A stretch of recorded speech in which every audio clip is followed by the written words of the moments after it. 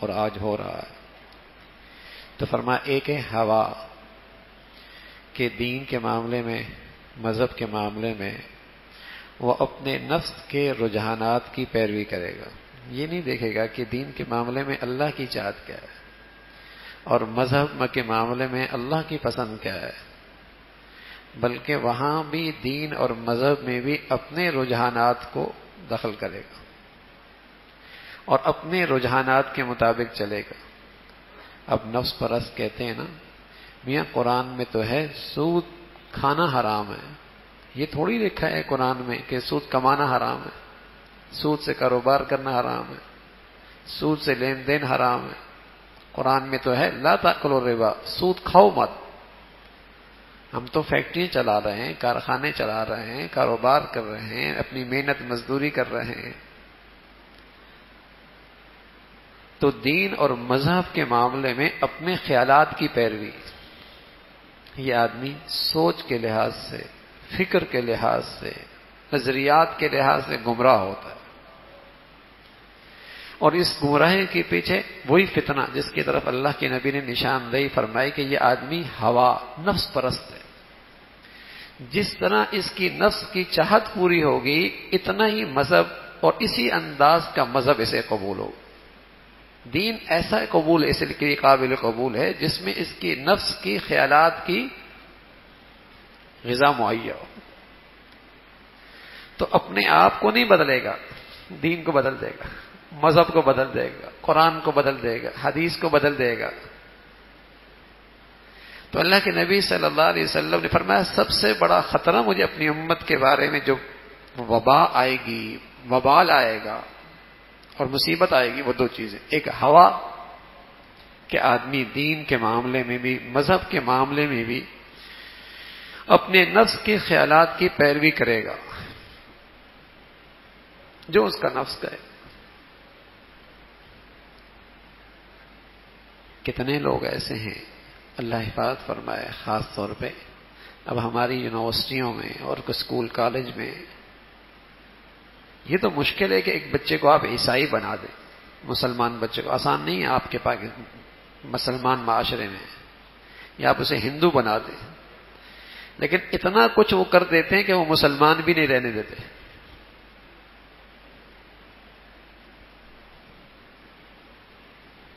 اتنا کچھ کر دیتے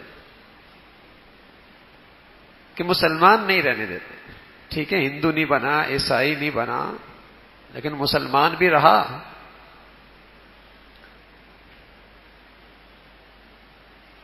ایک بچے کا ٹیچر کہنے لگا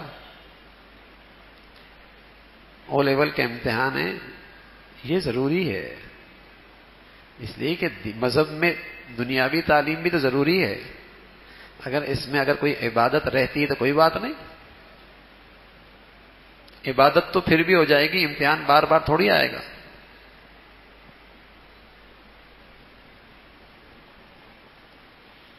یہ تو سال میں ایک ہی مرتبہ آئے گا، عبادت تم کرتے ہی رہو گے.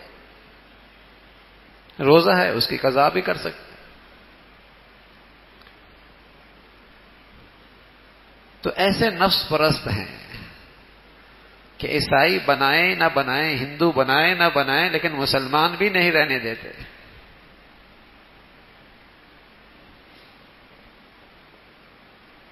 تو حضور علیہ الصلوۃ والسلام نے فرمایا جن بلاؤں کا مجھے اپنی امت کے بارے میں سب سے زیادہ ڈر ہے ان میں ہے ہوا، کہ دین کے معاملے میں، مذہب کے معاملے میں، اللہ کے ضابطوں کے معاملے میں، اسلام کے قوانین کے معاملے میں، قرآن کی تشریح کے معاملے میں، دین کی وضاحت کے معاملے میں وہ اپنے نفس کے رجحانات کی پیروی کرے گا.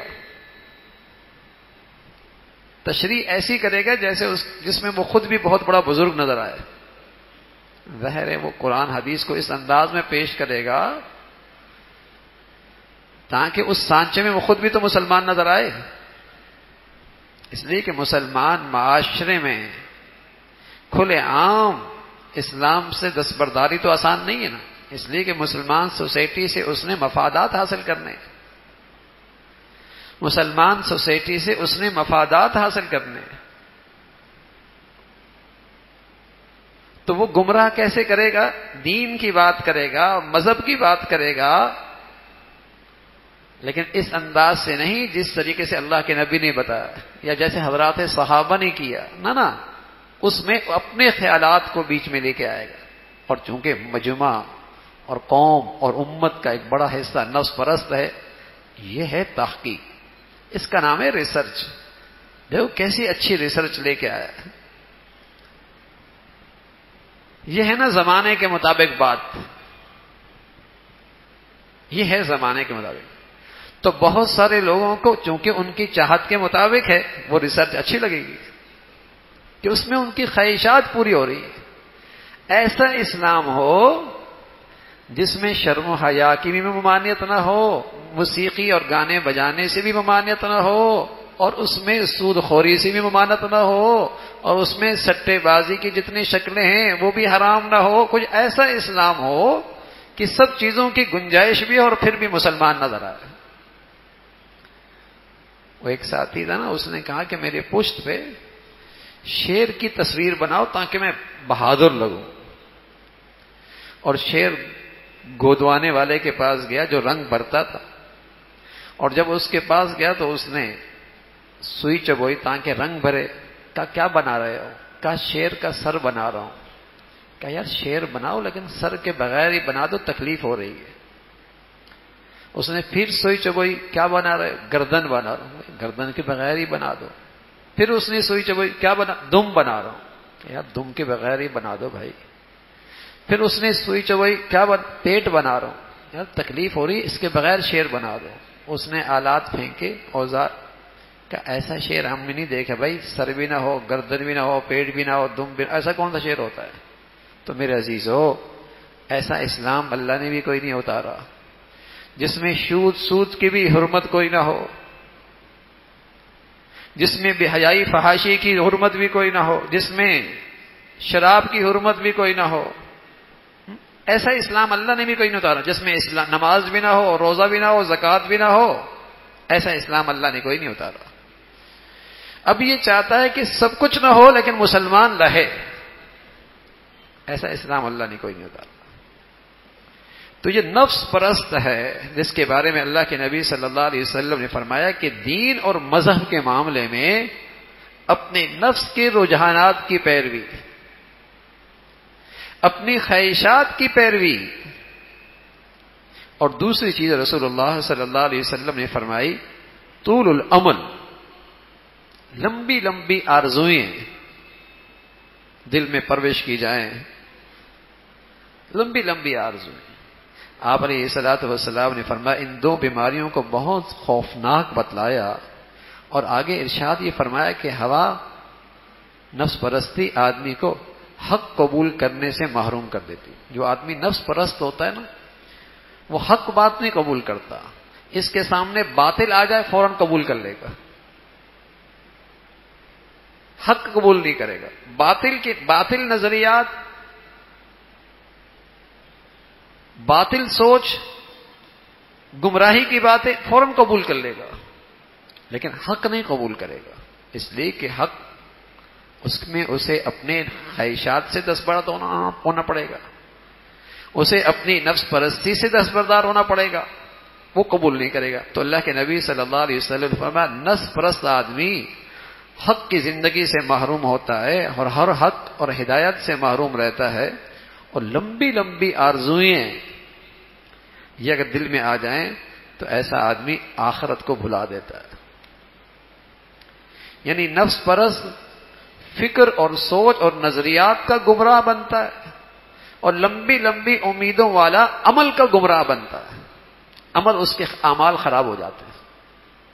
تو حضور علیہ الصلوۃ والسلام نے فرمایا یہ دونوں بڑی وبال ہیں جس سے انسان اور یہ امت بہت زیادہ خطرے سے دوچار ہو جائے گی. تو آپ علیہ الصلوۃ والسلام نے فرمایا لوگوں، دنیا جا رہی ہے اور آخرت آ رہی ہے. دنیا جا رہی ہے، آخرت آ رہی ہے، اور ہر ایک کی اولاد ہے. کوئی آخرت چاہنے والا ہے، کوئی دنیا چاہنے والا ہے، ہر ایک کے چاہنے والے موجود ہیں. تو آپ علیہ الصلوۃ والسلام فرمایا کہ فَإِنِ اسْتَطَعْتُمْ، اللہ تکونوا من بنی دنیا، اگر تم سے ہو سکے نا تم دنیا کے چاہنے والے نہ بنو اور تم دنیا کی اولاد نہ بنو، ففعلوا، ایسا کر لو، اس لیے کہ یہ دنیا تو جا رہی ہے اور سبھی سے نکل جاتی ہے، تم آخرت کے چاہنے والے بنو، آخرت کے چاہنے والے بنو۔ اور حضور علیہ الصلوۃ والسلام نے فرمایا آج عمل کا دن ہے، حساب نہیں ہے، لیکن کل حساب ہوگا اور عمل نہیں ہوگا، اس لیے جتنا جلدی ہو سکے آج اپنا معاملہ ٹھیک کر لو، آج اپنا معاملہ ٹھیک کر لو۔ اور ساتھ رسول اللہ صلی اللہ علیہ وسلم نے فرمایا آخر میں کہ اگر تم اپنے دلوں میں اس بات کا یقین پیدا کر لو کہ یہ دنیاوی زندگی فانی ہے اور یہ صرف چند روزہ ہے اور آخرت کی زندگی اصل زندگی ہے، اگر تم اپنے اندر اس بات کا یقین پیدا کر لو کہ ہمارا اصل مقام آخرت ہے، تو تب جا کے تم نفس پرستی سے بھی بچ سکتے ہو اور طول العمل کے وبال سے بھی بچ سکتے ہو، ورنہ نفس پرستی کا شکار ہو جاؤ گے یا پھر آخرت فراموشی کا شکار ہو جاؤ گے۔ یا تو فکر اور سوچ کے گمراہی کہ آدمی غلط کر رہا ہے اسے بھی صحیح سمجھ رہا ہے، یعنی کتنے اب ایسی گمراہی آ گئی کہ غلط کر رہا ہوتا ہے لیکن اسے غلط نہیں سمجھتا، اسے صحیح سمجھتا ہے۔ میرے ایک سفر تھا ایک دن ایک کسی فنکار کے ساتھ اور اس کی ساری زندگی بیچارے کی اسی میں گزری، تو مجھ سے کہنے لگا آپ سے بھی لوگ بہت محبت کرتے ہیں، مجھ سے بھی لوگ بڑی محبت کرتے ہیں، آپ بھی اللہ کے بندوں کی بڑی خدمت کر رہے ہیں، میں بھی اللہ کے بندوں کی بڑی خدمت کر رہا ہوں، آپ سے بھی اللہ بڑا راضی ہے، مجھ سے بھی اللہ بڑا راضی ہے، اور مجھے بھی اللہ بار بار بیت اللہ بلا لیتا ہے۔ اب اس بیچارے کو پتہ ہی نہیں، تو برائی بھی کر رہا ہے، مطمئن بھی ہے، خوش بھی ہے، غلط بھی نہیں سمجھ رہا،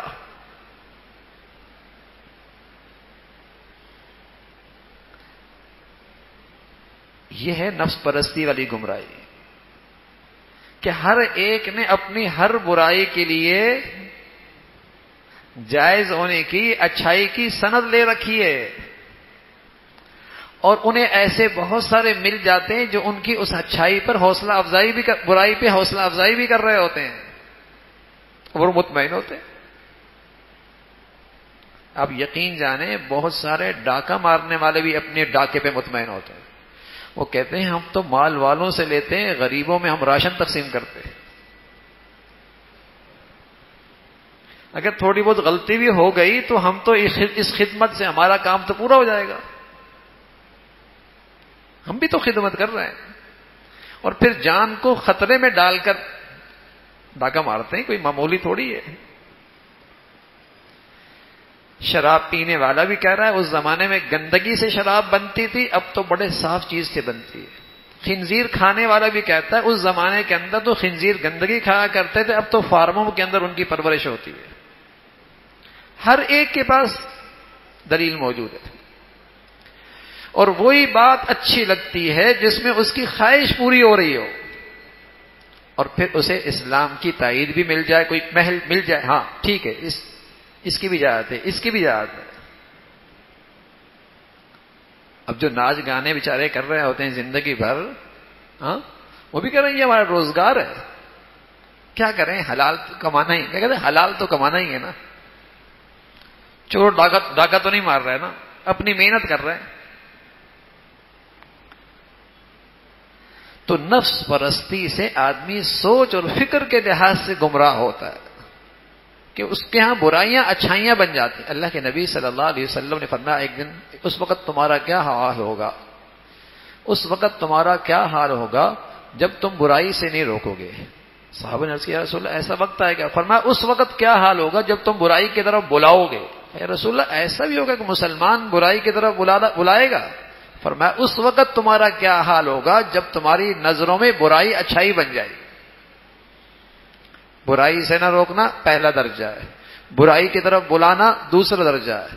تیسرا درجہ اس سے خطرناک کہ برائی اچھائی بن جائے. اب جب برائی اچھائی بن جائے گی اور پھر آپ اس کو اس برائی سے روکیں گے تو وہ آپ کو کہے گا جاہل، دقیانوس، تاریخ خیال، انتہا پسند، دنیا کے حلال سے بے خبر. اس لیے کہ اس کی نظر میں تو وہ برائی ہے ہی نہیں، وہ تو ترقی کی چیز ہے، وہ تو زمانے کا تقاضا ہے، وہ تو روشن خیالی ہے. تو پھر وہ برائی نہیں رہے گی. تو اللہ رب العزت نفس پرستی سے بچائے اور لمبی لمبی آرزوئیں جس سے آدمی آخرت کو بھول بیٹھتا ہے اور اس کے اعمال غلط خراب ہو جاتے ہیں، بدعملی کا شکار ہو جاتا ہے، اس سے بچائے. تو رسول اللہ صلی اللہ علیہ وسلم نے فرمایا اس کا حل کیا ہے؟ اس کا حل یہ ہے کہ آدمی اپنے دل کے اندر یہ یقین پیدا کر لے، اس سوچ کو پیدا کر لے کہ یہ دنیا فانی ہے، چند روزہ ہے، جانے والی ہے، رخصت ہونے والی ہے. ہم یہاں سے کوچ کرنے والے ہیں، کسی وقت بھی کوچ کر سکتے ہیں، کسی لمحے بھی یہاں سے روانہ ہو سکتے ہیں. یہ اندر یقین بیٹھ جائے، سب سے مؤثر ذریعہ ہے اپنی اصلاح پہ آنے کا، صراط مستقیم پہ آنے کا، ہدایت پہ آنے کا. کہ جب آدمی میں یہ یقین آ جائے کہ کسی لمحے بھی روانہ ہو جاؤں گا، کسی وقت بھی زندگی کا چراغ بجھ سکتا ہے، پانی کا بلبلا ہے کبھی بھی پھٹ سکتا ہے، پانی کا بلبلا ہے کبھی بھی پھٹ سکتا ہے. یہ یقین بیٹھ جائے. اس لیے اللہ کے پیغمبر جب لوگوں کی اصلاح اور دلوں کو بدلتے تھے تو ان کی دعوت کا سب سے بڑا موضوع یہی ہوتا تھا، لوگوں دنیا نہیں آخرت، دنیا آخرت کی تیاری کے لیے، دنیا ہاتھ سے جانے والی، آخرت آ رہی ہے، بہت قریب ہے. ہم سب لانچ میں بیٹھے ہیں، کسی وقت فلائٹ آ سکتی ہے. اور کتنے ایسے ہیں جن کے ابا دادا نانا فلائٹ پہ جا چکے ہیں. ہم اس لانچ میں بیٹھے ہیں انتظار میں، کسی وقت بھی آ سکتی ہے فلائٹ. اب یہ یقین آ جائے نا، یہ بات اندر بیٹھ جائے تو آدمی نفس پرستی سے بھی نجات پا سکتا ہے اور آخرت کی اور دنیا کی جو محبت اندر ہے اور آخرت سے غفلت ہے اس سے بھی حفاظت ہو سکتی ہے. اللہ ہمیں نصیب فرمائے، اللہ ہمیں نصیب فرمائے. اللهم لك الحمد كله ولك الشكر كله، اللهم لك الحمد كله ولك الشكر كله. اللهم